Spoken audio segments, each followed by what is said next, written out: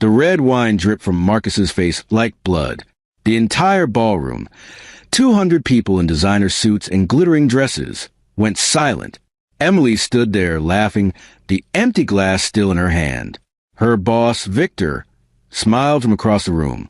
Marcus didn't move. He just stood there, soaking wet, his white shirt turning crimson. "What's wrong, honey?" Emily said, her voice loud enough for everyone to hear. "Can't take a joke?" Marcus looked at his wife. 10 years of marriage. 10 years of love. And in that moment, something inside him broke so completely that he absolutely knew, it would never be fixed. What Emily didn't know, the man she just humiliated in front of everyone owned the company. The boss she was secretly falling for, Marcus's own brother. And the revenge that was coming would destroy everything she thought she'd built. But I'm getting ahead of myself. Let me take you back to where it all started going wrong. Before we dive in, if you love stories about betrayal, revenge, and jaw-dropping twists, hit that like button and subscribe. Trust me, you won't want to miss what happens next. 3 months before the wine incident, Marcus sat at their kitchen table, watching Emily through the doorway. She was on the phone again. 3rd time that night. Her voice dropped to a whisper, and she turned away from him. "No, he doesn't understand," she said softly. "You get it. You actually see me." Marcus stirred his coffee. It had gone cold an hour ago. When Emily finally came back, she didn't look at him. She grabbed her laptop and sat on the opposite end of the couch. "Who was that?" Marcus asked. "Work stuff," Emily said, not looking up. "Victor needed some numbers for tomorrow's presentation." Victor, always Victor these days. Marcus's brother had come back into his life 6 months ago. After 15 years of barely talking, Victor had shown up at Marcus's door with apologies and regrets. Their childhood had been rough. Their parents' ugly divorce. Their mother always picking Victor as a favorite. Victor stealing Marcus's ideas and taking credit for them. But Victor had seemed different. Older. Sorry. So Marcus had done something stupid. He'd given Victor a second chance. He'd hired him at Elite Properties, the company Marcus had built from nothing, the company nobody knew he owned. Marcus had created Elite Properties under a fake name 7 years ago.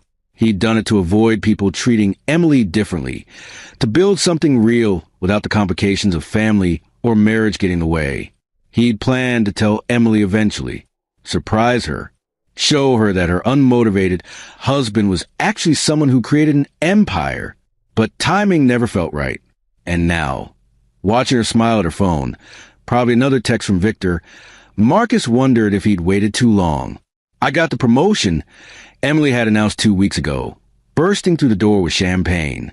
"Senior executive." Victor said I earned it fair and square. Marcus had hugged her, genuinely happy. "That's amazing, Em. I'm so proud of you." But she pulled away quickly. "Yeah, well, someone in this house has to be ambitious." The words had stung. They were meant to. Emily had been saying things like that more often lately. Little cuts. Tiny wounds. "Why don't you want more?" she'd asked him last month. "Victor started at the company the same time you've been, what, just existing? He's already executive level. You're still just Marcus. Just Marcus. The man who'd held her when she cried after her father died. The man who'd paid for her real estate courses when she was broke. The man who believed in her before anyone else did. Just Marcus." Marcus stood up from the table and walked to their bedroom. He opened the closet and pulled out a box from the top shelf. Inside were letters. Dozens of them.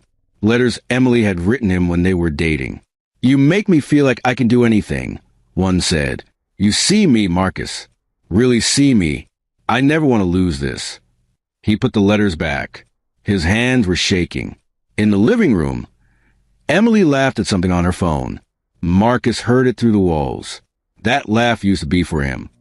The next morning, Marcus drove to his mother's house. He hadn't planned to. His car just ended up there. Janet opened the door in her bathrobe. Pictures of Victor covered the hallway walls. Marcus appeared in maybe 3 of them. "Marcus," she said, surprised. "What are you doing here? Can I come in?" She stepped aside. The house smelled like coffee and old regrets. How's Victor doing? She asked, settling into her favorite chair. He tells me he's doing so well at that company. Executive already. I always knew he had it in him. Marcus sat across from her. Mom, do you ever wonder why I don't visit much? Janet frowned. Don't start with that again. You've always been sensitive about Victor's success. It's not his fault he's more driven than you. More driven, Marcus repeated quietly. Mom, do you remember when I was 16? I had that idea for the online marketplace. Vaguely, I told Victor about it. Told him everything. 2 weeks later, he presented it to you and Dad as his own idea. You gave him money to develop it. When I said it was mine, you said I was jealous. Janet shifted uncomfortably. That was so long ago, Marcus. He did it again when I was 20, and again at 23. Every time I trusted him with an idea, he took it. And every time you believe him over me. Brothers compete, Janet said firmly. That's normal. You need to let go of the past. Marcus stood up. You're right. I do need to let go. He left without saying goodbye. In his car, he sat for 10 minutes, staring at his mother's house. All those years of being second place. All those years of being told he wasn't enough. Victor had texted him that morning, taking Emily to lunch today to celebrate her promotion. That cool? Marcus had texted back. Sure. But it wasn't sure. Nothing was sure anymore. The company gala was held at the Riverside Hotel, all crystal chandeliers and marble floors. Emily had bought a new dress, expensive red, stunning. She'd done her makeup different, more dramatic. You look beautiful, Marcus said when she came out of the bathroom. She barely glanced at him. Thanks. You're wearing that. Marcus looked down at his simple black suit. What's wrong with it? Nothing. Never mind. She grabbed her purse. Let's just go. In the car, Emily checked her phone constantly. Marcus tried to start a conversation 3 times. Each time, she gave one-word answers. Are you excited? He asked. Yeah. Victor seems like a good boss. He is. Is everything okay with us? She finally looked at him. Everything's fine, Marcus. Can you just drive? At the gala, Emily transformed. The moment they walked in, she became alive, smiling, laughing, working the room like she owned it. She introduced Marcus to her colleagues as my husband, but always moved on before any real conversation could start. Victor found them near the bar. He was tall, charming, with the kind of smile that made people trust him instantly.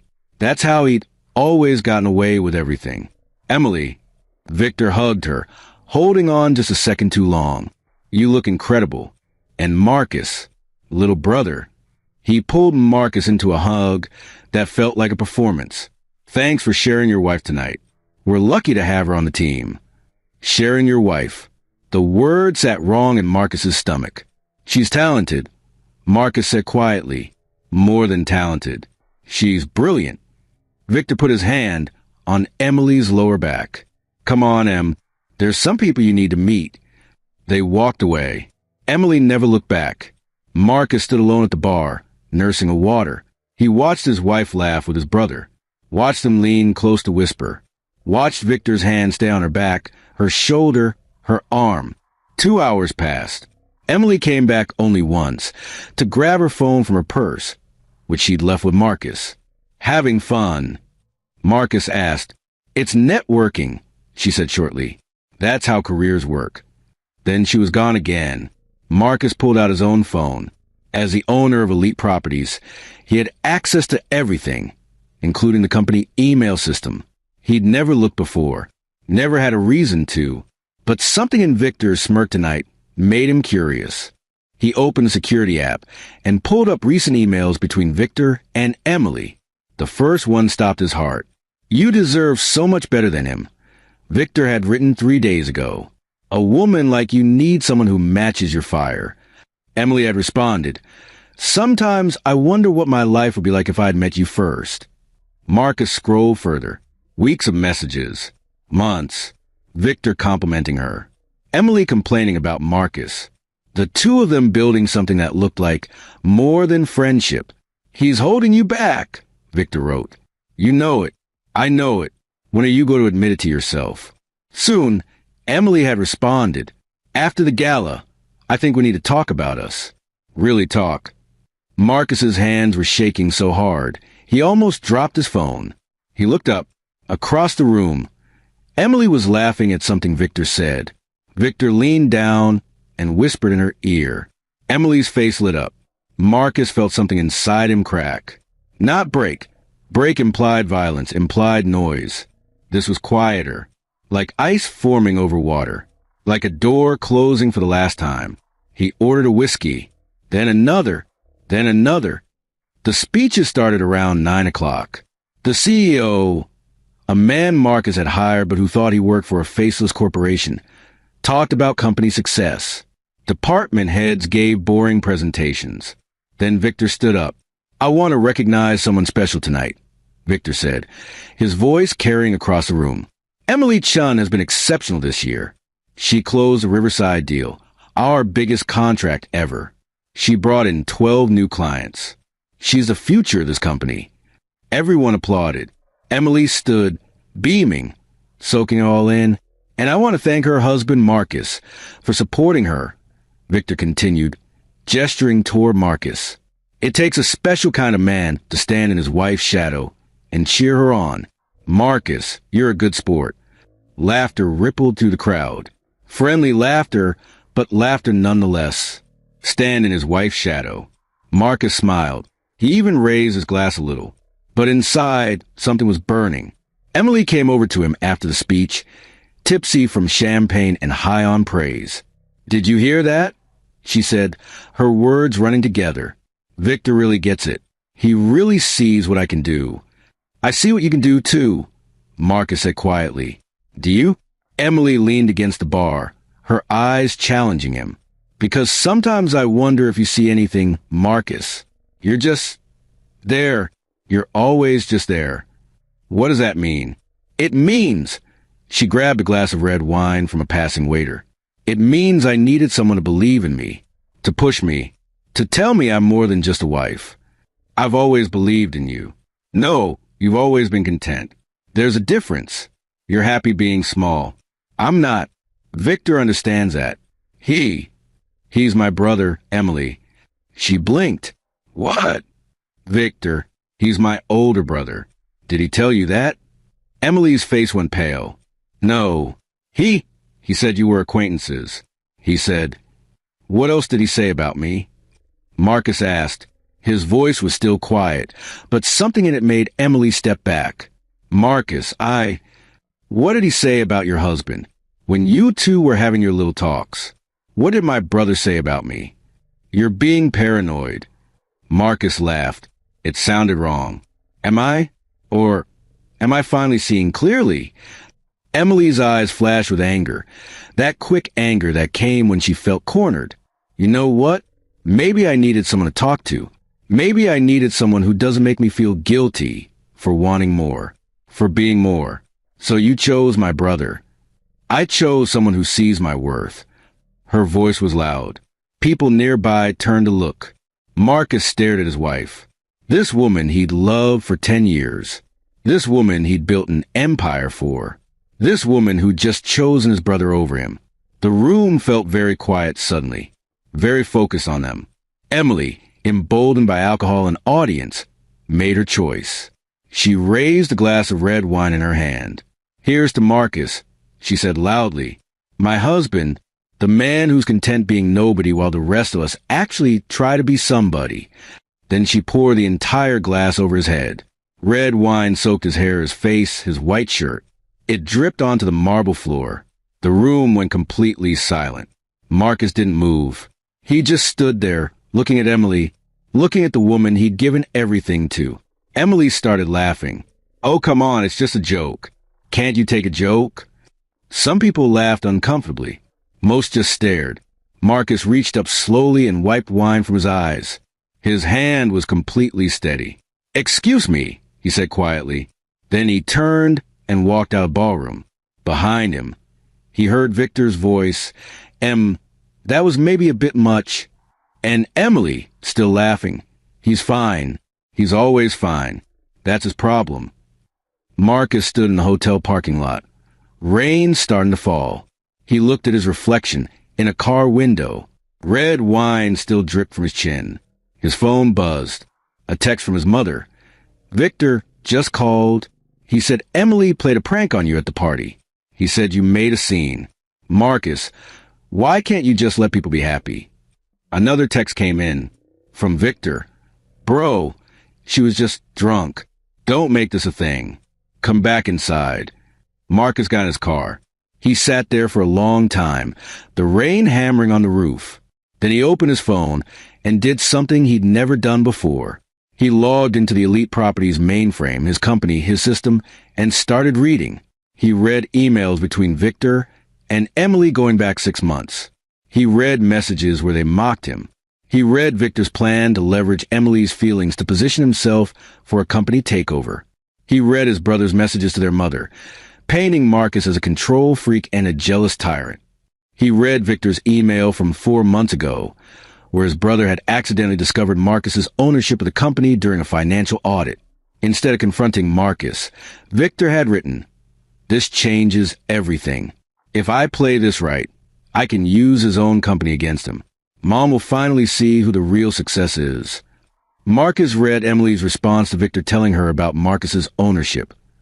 "Are you serious? Marcus owns Elite? That's actually hilarious.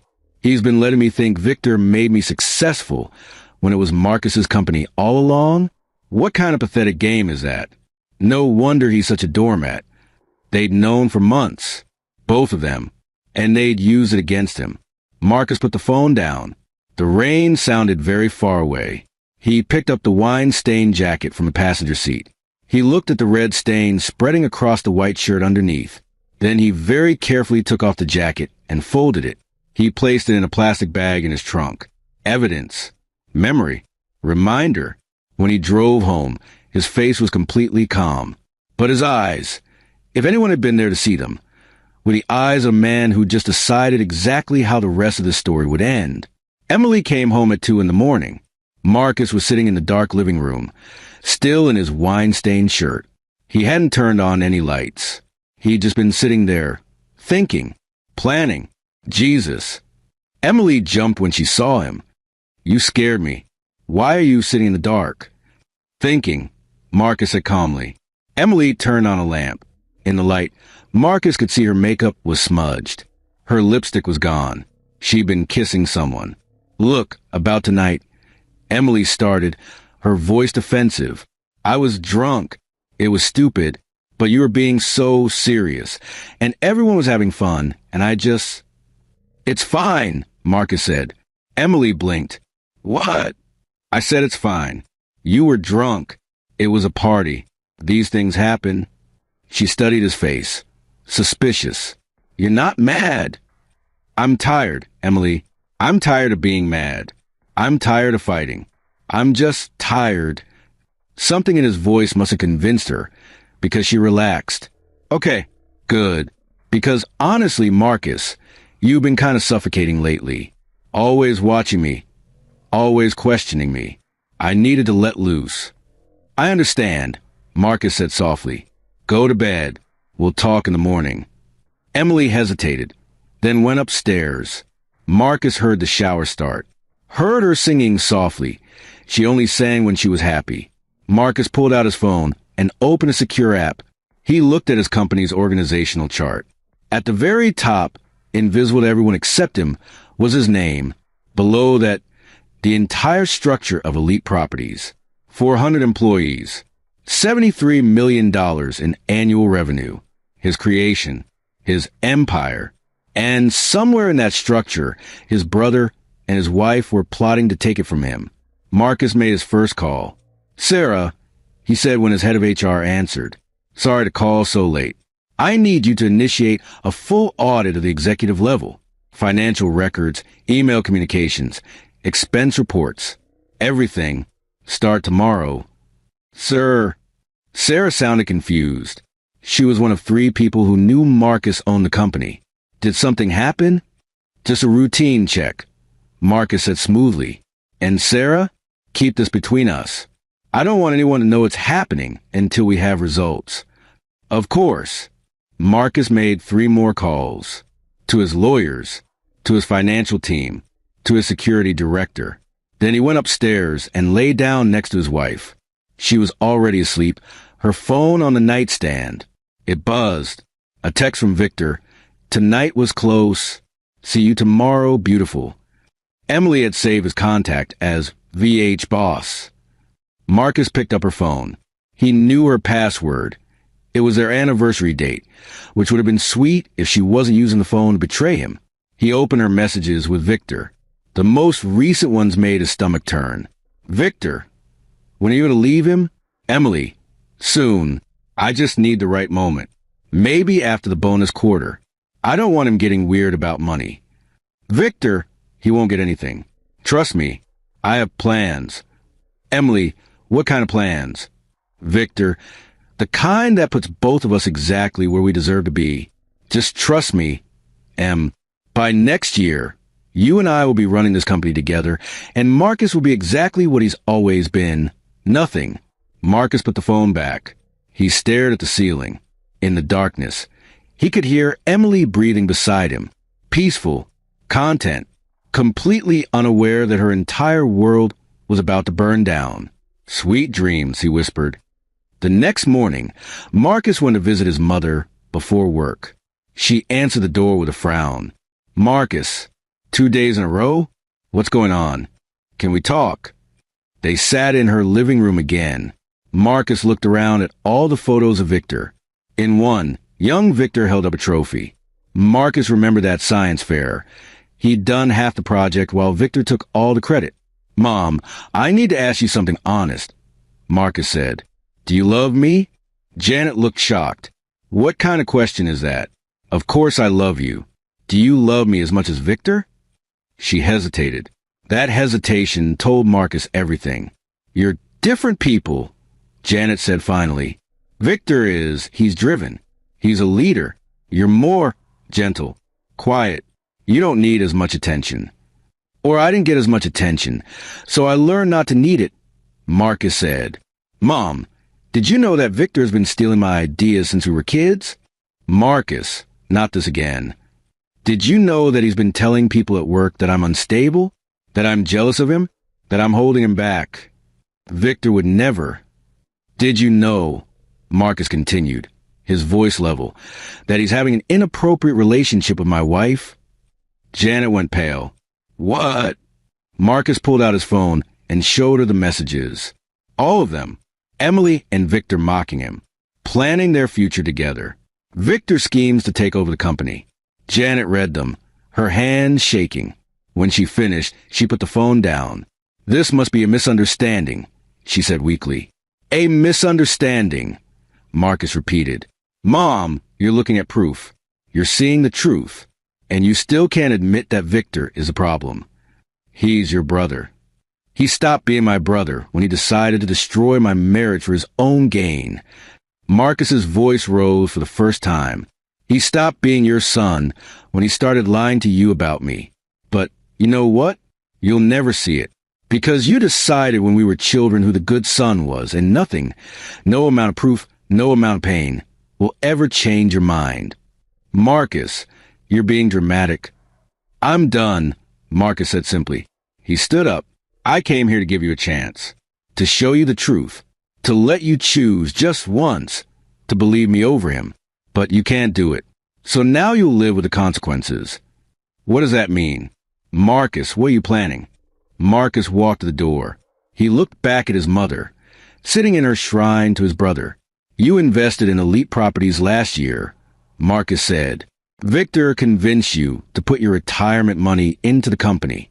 Did he tell you that you were buying into a secure future? Yes. He said it was a sure thing. He said, Janet stopped. How do you know about that? Because I own elite properties, Mom. I built it. Every brick, every contract, every dollar. Me and Victor knew. He's known for months. He used your money to try to position himself to take it from me. Your retirement fund?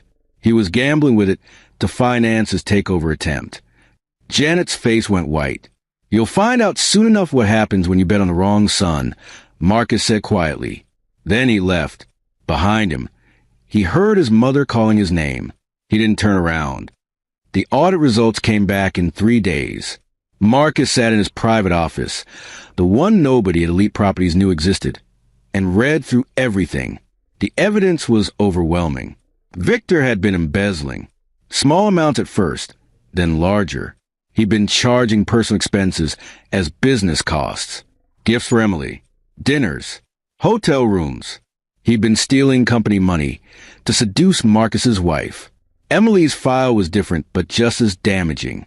She'd lied on reports, inflated her numbers, taken credit for deals that other agents had closed.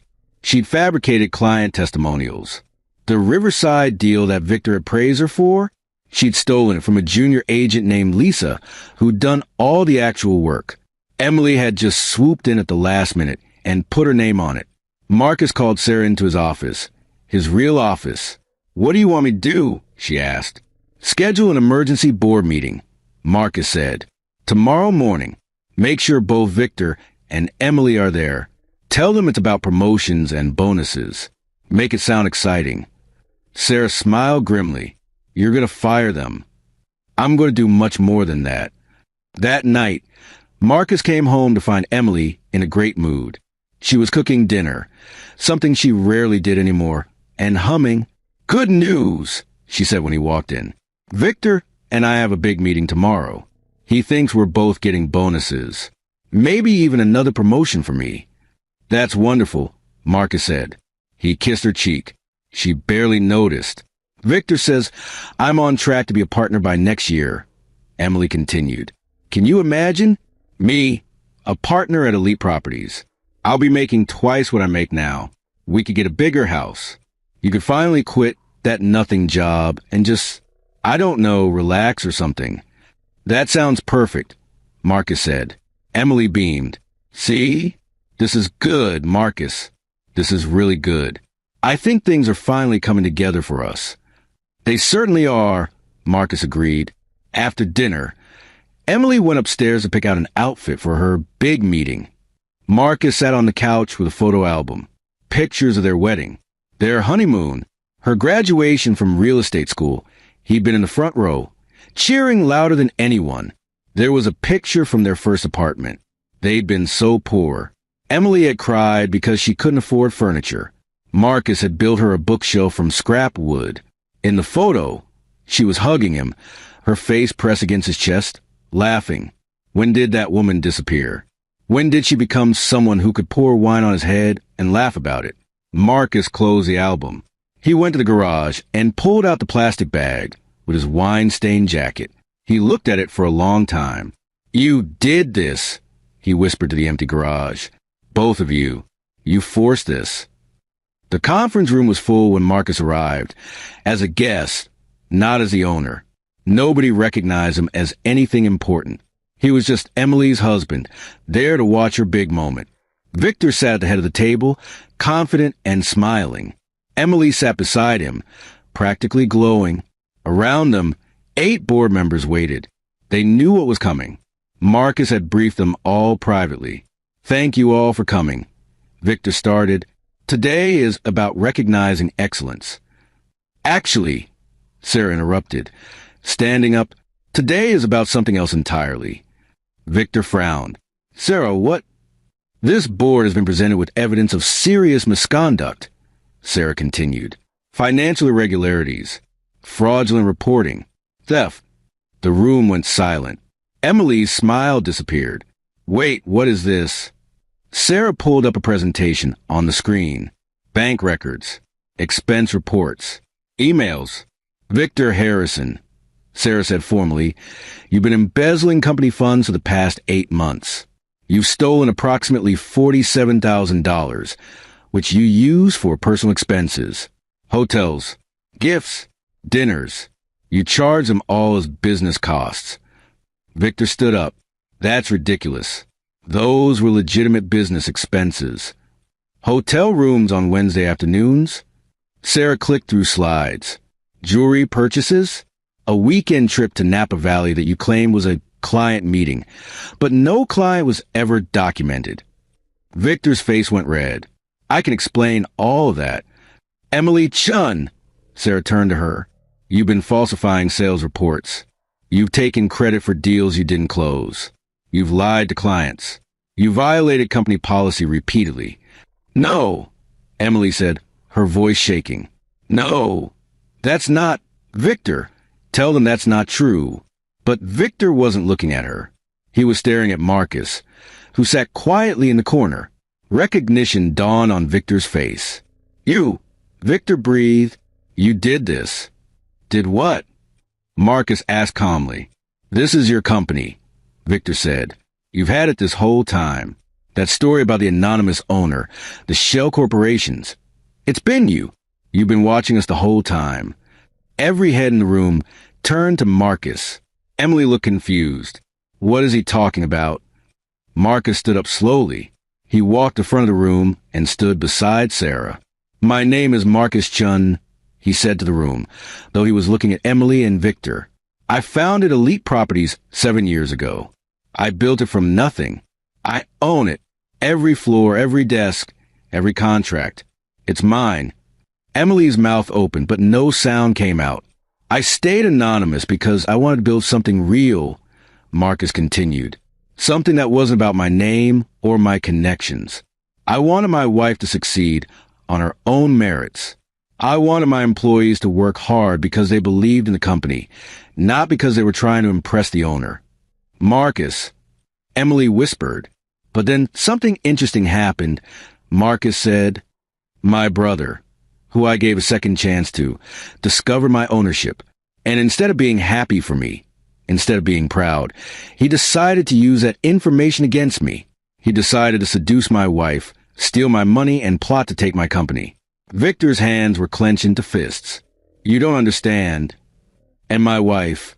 Marcus turned to Emily. The woman I built this company for, the woman I sacrificed everything for, decided I wasn't good enough. She decided that ambition mattered more than loyalty, that success mattered more than love. Tears were streaming down Emily's face now. I didn't know. You knew, Marcus said quietly. Victor told you months ago. He showed you the evidence. And you know what you did? You laughed. You called me pathetic. You mocked me for trying to surprise you. He pulled out his phone and played a recording. His own voice, reading Emily's messages.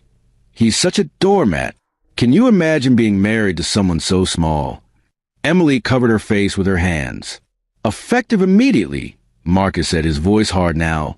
You're both fired. Security will escort you from the building. You have 1 hour to clear your desks. Any company property you take will be prosecuted as theft.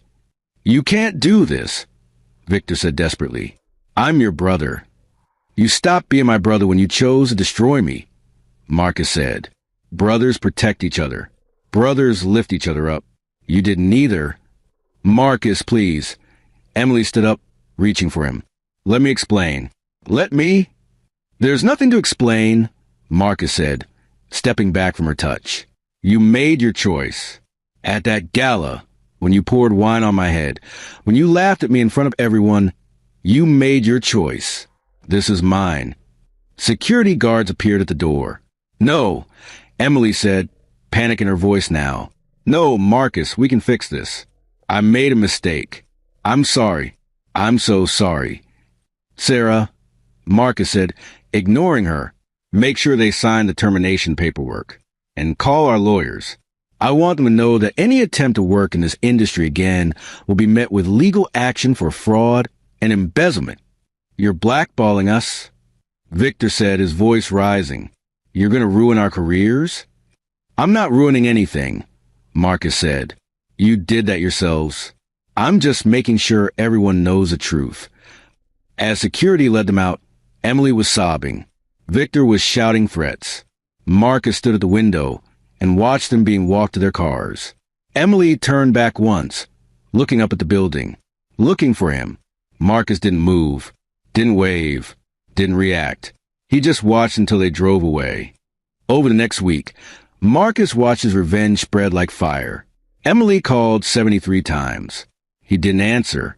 She sent hundreds of texts. He read them all but never responded. Please, Marcus, I made a mistake. I love you. I've always loved you. Victor manipulated me. I didn't see it until now. I'll do anything. Please just talk to me. Marcus forwarded them all to his lawyer. Victor tried a different approach. He called their mother, crying about how Marcus had betrayed the family. He posted on social media about corrupt business owners and vengeful people who can't handle competition. Marcus made sure every real estate company in the city knew the truth. He sent the evidence to industry groups, to professional organizations, to everyone who mattered. Within 3 days, Victor couldn't get an interview anywhere. Every door was closed. Every connection was severed. Marcus's lawyer filed for divorce. The papers were delivered to Emily at her sister's house, where she'd been staying since the firing. Her sister called Marcus. She's not eating. She barely sleeps. She just cries and stares at old photos. Marcus, she's falling apart. She should have thought about that before, Marcus said. She made a mistake. She made a choice, Marcus corrected. There's a difference. The divorce proceedings were brutal. Marcus had the evidence, the money, and the moral high ground. Emily showed up to court looking broken, wearing sweatpants and a coat that used to be his. Her lawyer tried to argue for a fair split of assets. Marcus's lawyer pulled out the infidelity evidence, the emails, the messages, the hotel receipts that Victor had charged to the company card. Company money that was Marcus's money. The judge looked at Emily with something like disgust. Mrs. Chun, you humiliated your husband publicly. You engaged in an inappropriate relationship with his brother, and you committed fraud at the company he owned. I see no reason to award you anything beyond what the law requires. In the end, Emily got nothing. The house was in a company trust. The cars were leased through the business. Their savings were mostly Marcus's investments. She walked away with her clothes and her jewelry. Outside the courthouse, she tried one more time. Marcus, please. I have nowhere to go. No job. No money. Please. You have your ambition, Marcus said. You have your drive. Isn't that what you wanted? To make it on your own. Don't do this. Please. I know I hurt you, but this is cruel. Cruel? Marcus looked at her, really looked at her. When you poured that wine on my head, was that kind? When you laughed at me, when you called me nothing, when you planned a future with my brother while sleeping in my bed, was that gentle? I was wrong. You were honest, Marcus said. Maybe for the first time in years, you were honest about how you really felt. And now I'm being honest too. I don't love you anymore. Emily, I don't even like you. You're a stranger who took advantage of a good man's love, and now you're paying the price for it. He walked away. Behind him, Emily collapsed onto the courthouse steps, sobbing. Marcus didn't look back. His mother called that night. How could you? She screamed into the phone. How could you do this to your own family? I didn't do anything to my family, Marcus said calmly. Victor did. Emily did. You did. Me? What did I do? You chose, Marcus said. When I came to you with evidence, with proof of what Victor was doing, you chose to believe him over me, just like you've always done, just like you did when we were kids. That's not fair. You invested your retirement in my company based on Victor's recommendation. Marcus continued. Did he tell you that he was planning to stage a takeover? Did he tell you that he was using your money to position himself to push me out? Silence on the other end. Your shares are worthless now, Mom. I restructured the company. Victor's schemes corrupted the division he was managing, so I shut it down and moved everything to a new subsidiary. The shares he convinced you buy, they're in the old structure. They're worth nothing. You're bankrupting me? His mother whispered. Your own mother? No, Marcus said. Victor bankrupted you. He gambled with your money and he lost. I'm just the one who called the game. I need that money to survive. Then maybe you should believe your honest son instead of your lying one. He hung up. An hour later, Victor showed up at Marcus's door. He looked terrible, unshaven, wearing wrinkled clothes, his eyes red. You destroyed everything, Victor said when Marcus opened the door. Everything. Yes, Marcus agreed. I did. I'm living with Mom now, in her tiny house. I can't get a job. Can't get interviews. My bank account is frozen because of your lawsuits. Emily won't even talk to me. She blames me for everything. Good, Marcus said. We're brothers, Victor said, his voice breaking. Blood. Family. Doesn't that mean anything to you? It meant everything to me, Marcus said. That's why it hurt so much when you chose to destroy it. You didn't just betray me, Victor. You weaponized my love for you. You used our relationship, our shared history, our mother's affection. You used all of it to tear me down. I was jealous, Victor admitted, tears streaming down his face. I've always been jealous. You were always better than me, smarter, kinder, more creative. Everyone who really knew us could see it. Mom praised me because I was louder, but you were the one with real talent. I hated that. I hated you for being better, without even trying. So you spent your whole life sabotaging me. Yes, Victor whispered, and I'm sorry. I'm so sorry. Please, Marcus. Please. I'll do anything. I'll work for minimum wage at your company. I'll publicly apologize. I'll tell Mom the truth. Just please help me. I'm your brother. Marcus looked at the man in front of him, the man who'd stolen his ideas as children, the man who'd seduced his wife, the man who'd tried to take everything. You're right, Marcus said softly. You are my brother, and that's exactly why I can't forgive you, because you knew how much that meant to me, and you destroyed it anyway. A stranger who hurt me this badly would be just an enemy. But you're my brother who chose to be my enemy. That's unforgivable. He closed the door in Victor's face. 6 months passed. Marcus rebuilt elite properties into something even bigger. He bought out competitors, expanded into new markets. The company that Emily had humiliated him at was now the most successful real estate firm in the state.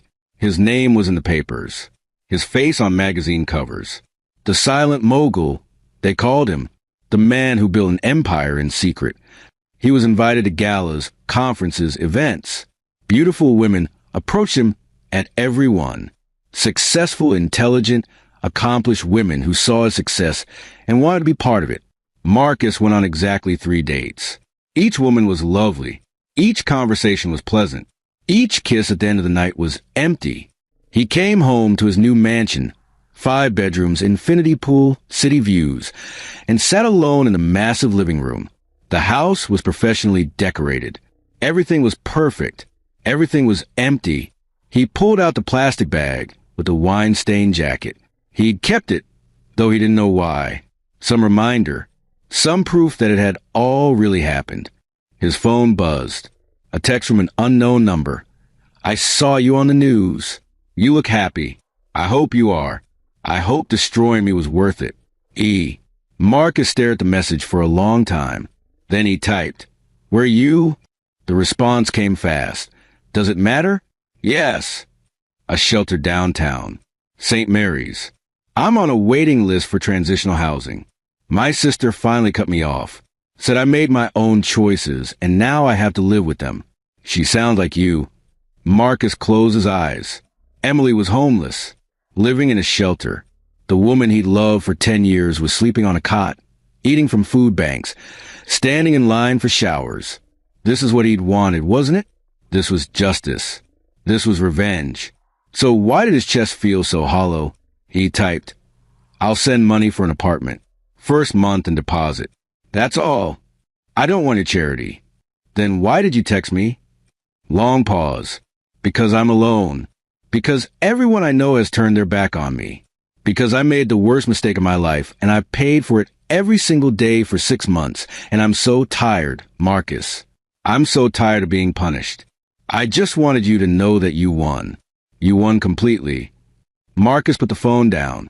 He walked to his bedroom, a massive space with a king bed he slept in alone, and opened his nightstand. Inside was a stack of letters, the old ones Emily had written him when they were dating. He kept them, even after everything.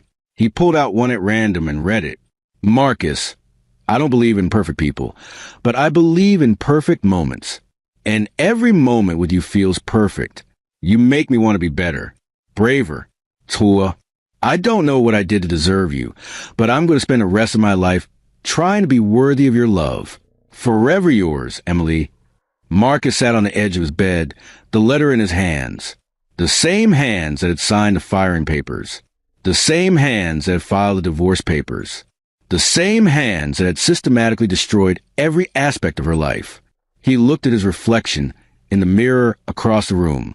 Expensive suit, perfect hair, successful businessman, powerful man, empty man. He picked up his phone and called his accountant. Michael, I need you to set up a monthly payment. $3,000 to Emily Chun. Anonymous. Make it look like it's from a charity program. Make sure she can't trace it back to me.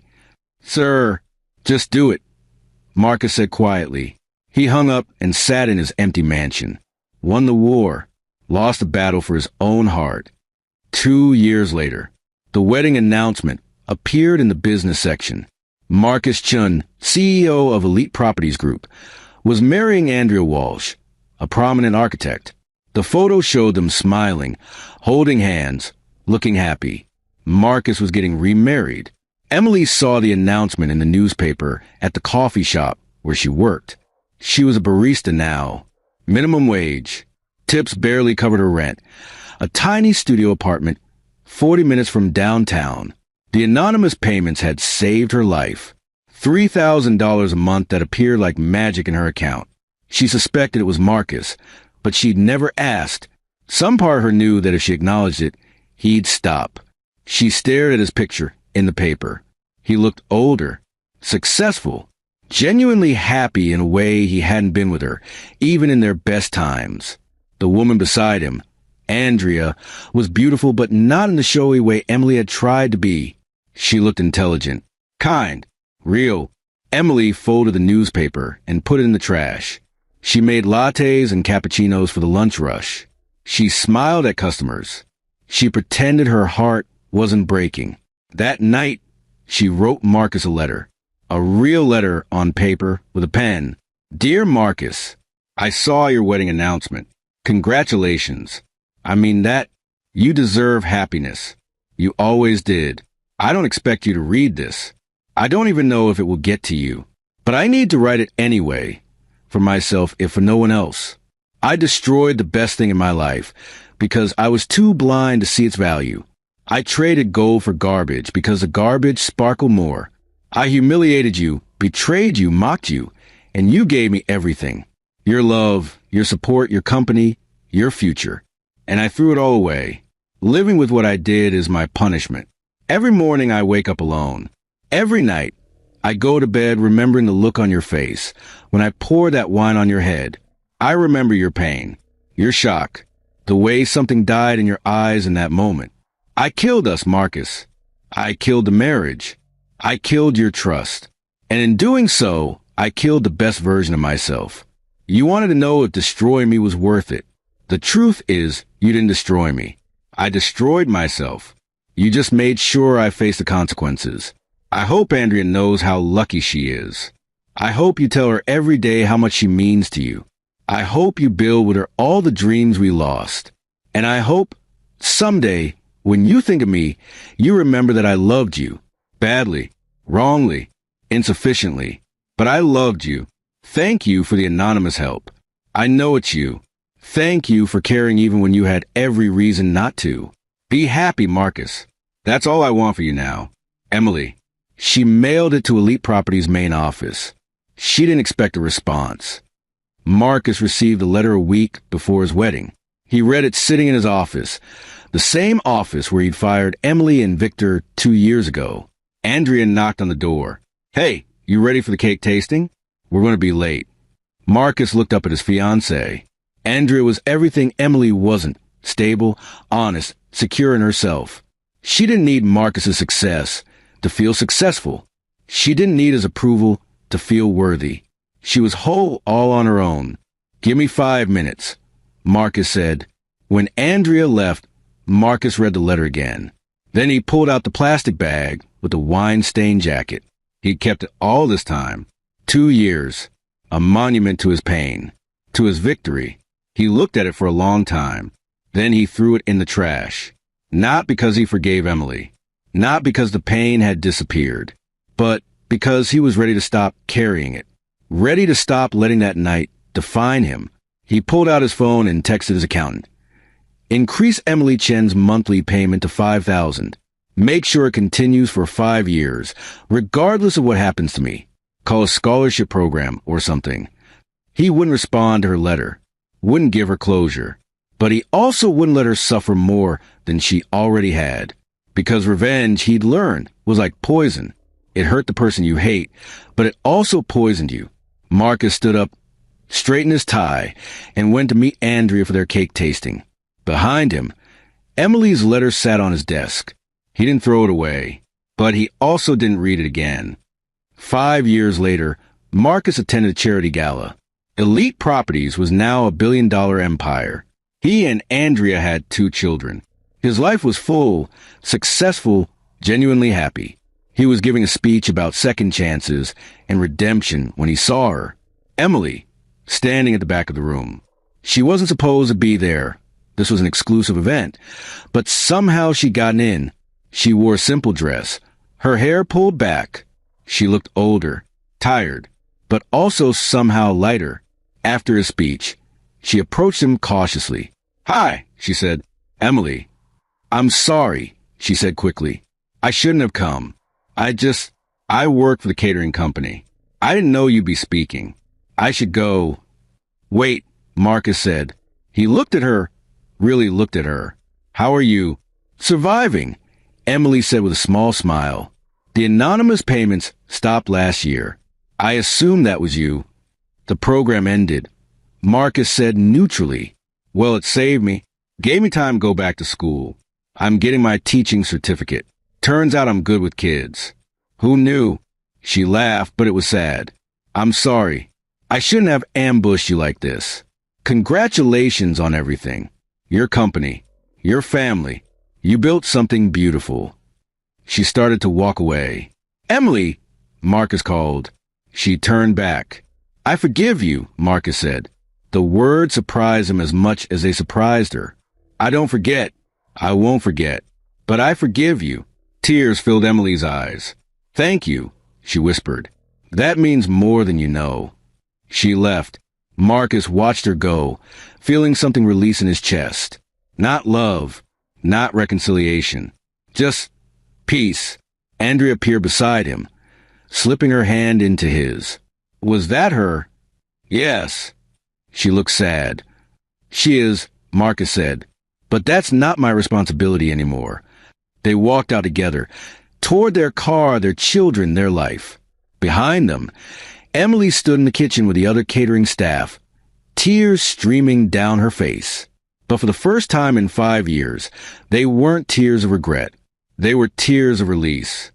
Victor never recovered. He lived with her mother until she died, bitter and broken, in a house filled with photos of the son she'd loved wrong. After her death, Victor disappeared from social media, from the city, from Marcus's life entirely. Marcus never looked for him. The wine stain had long since faded from the jacket he'd thrown away. But the scars it represented took longer. Marcus built an empire. Emily rebuilt a life. Victor drowned in his choices. And the family that should have protected Marcus? They scattered like ashes in wind. A mother who died realizing too late which son had truly loved her, and a brother who became a ghost of his own making. 10 years after the Gala incident, Marcus received a call from a hospital in Nevada. "Mr. Chen, we have a Victor Harrison here.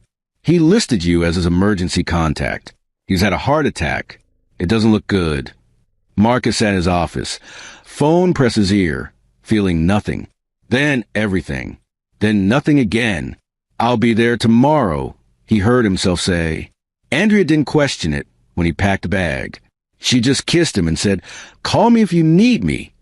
The flight to Nevada was 3 hours. Marcus spent it staring out the window, watching clouds pass beneath him like memories. Victor looked small in the hospital bed.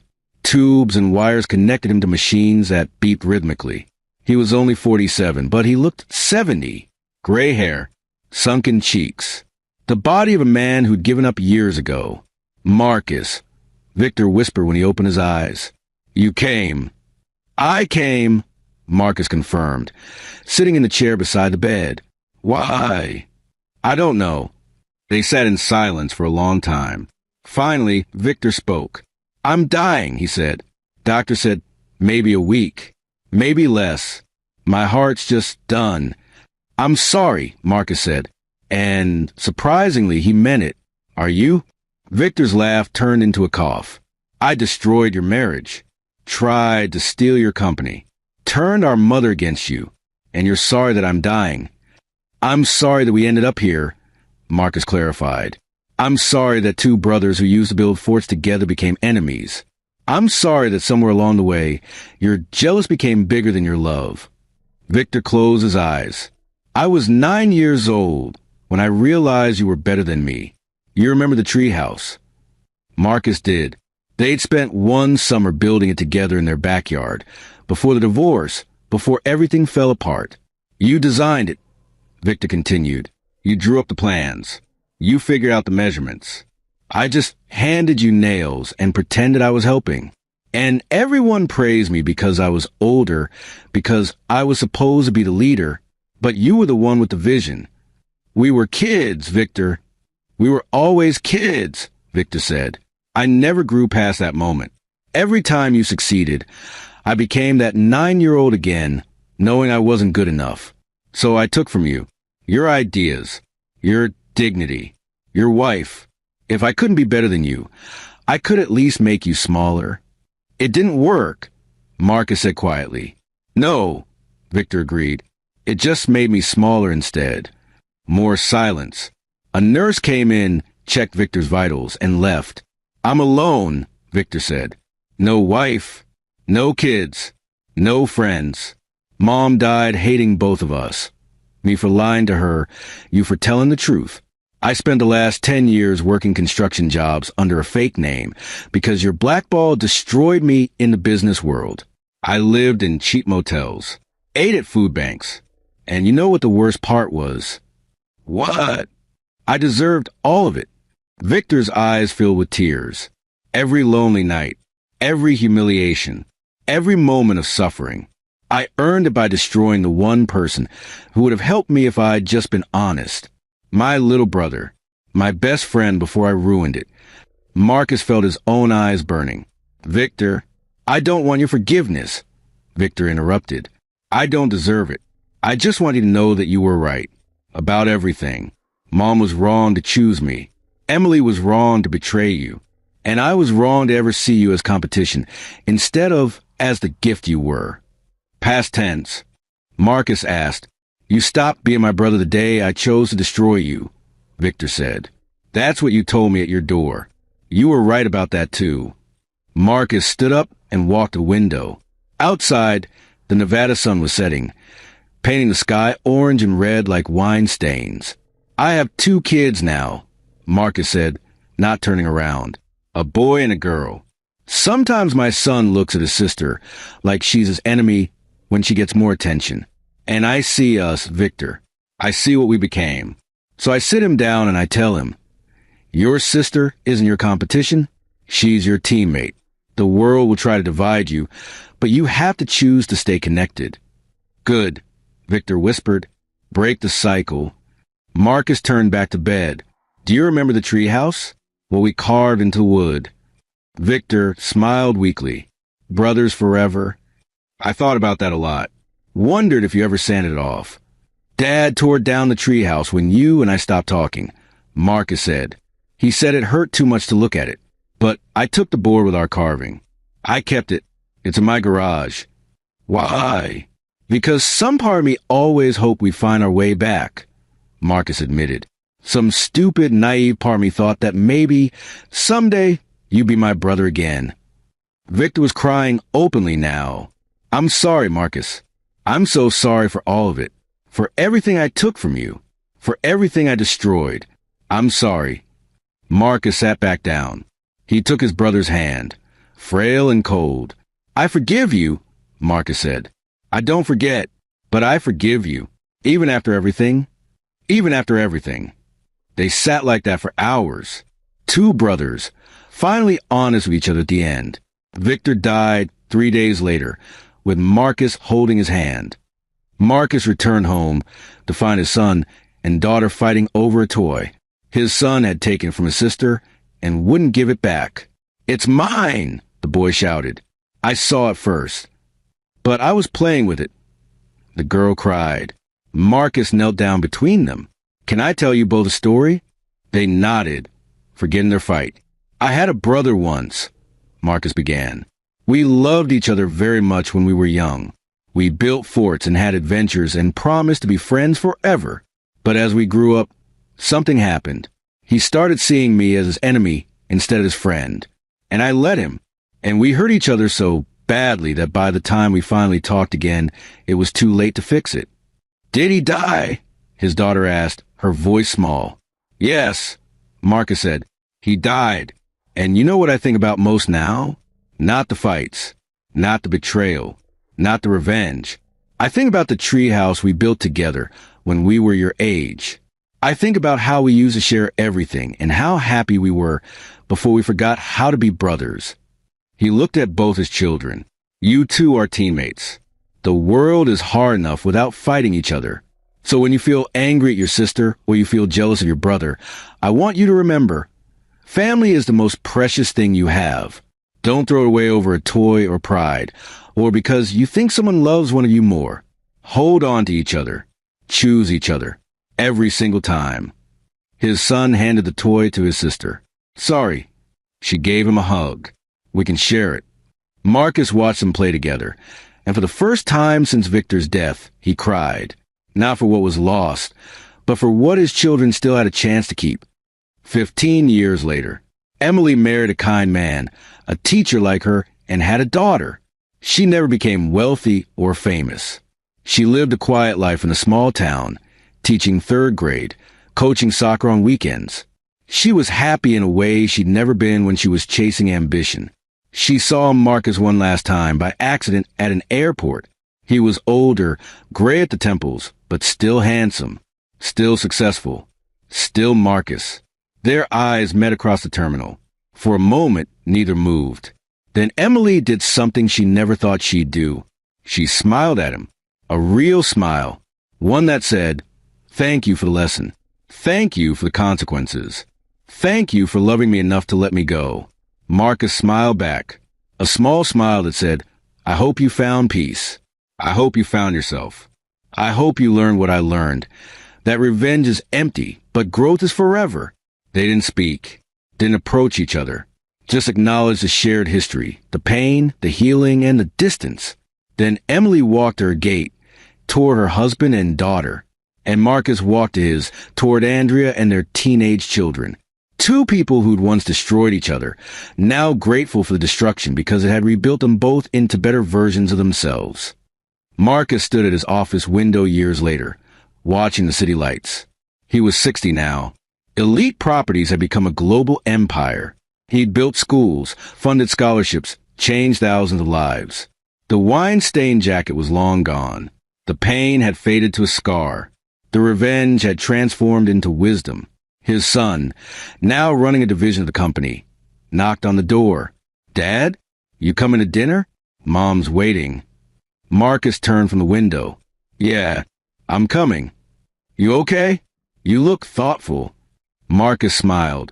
"I was just thinking about something someone once said to me, that you can't build a future on revenge. You can only build it on forgiveness and forward motion." "Who said that?" "A woman I used to know," Marcus said. "A long time ago." They left the office together. As Marcus locked the door, he glanced back one last time at the empty space. The room where he'd fired Emily and Victor, where he'd launched his revenge, where he'd won the war but almost lost himself. "Dad," his son asked, "what are you thinking about?" Marcus put his arm around his son's shoulders. "I'm thinking that the greatest victory isn't destroying your enemies. It's becoming the kind of person who doesn't need enemies anymore." They walked down the hallway, leaving the past behind. Behind them, the lights turned off automatically, one by one, until the office was dark. The end. "So what do you think?" Did Emily deserve her fate? Did Marcus go too far? Or was his revenge justified? Drop your thoughts in the comments. And if this story moved you, if it made you feel something, hit that like button and share it with someone who needs to hear it. Sometimes the best stories aren't about happy endings. They're about real endings. The kind that hurt, but also heal. Thanks for watching. I'll see you in the next story. In the end, the wine stain faded, but the wounds from blood and betrayal scarred eternal. Yet scars, unlike wounds, are proof that we survived.